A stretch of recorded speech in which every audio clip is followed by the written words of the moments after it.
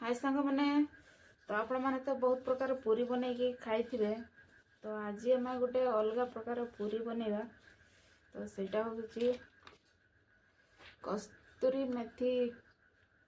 मिसेकिना पूरी आज तैयारी हम तो नुआ एक्सपेरिमेंट देखा केमिया कौन हो प्रथमे मु अटार लुण देली आउ कस्तूरी मेथी को गोलेकिना पानी देकी ताकू चकटी देली चकटा रेडी हो गला परे तापरे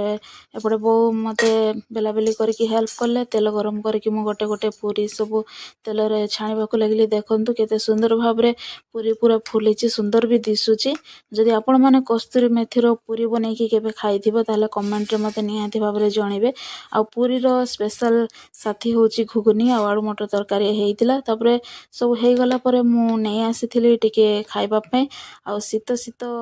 राति रे पूरा गरम गरम पूरी आ घुगनी रो पूरा कॉम्बिनेशन टा पूरा जबरदस्त हेइतिला तो निहाती भाबरे आपण माने ट्राई करिवे बहुत ही टेस्टी लागिवो। वर्तमान सकाळ सकाळ खिया होउची काली राति रो पूरी बळीथिबा पूरी आ घुगनी तरकारी देखि पारथिबे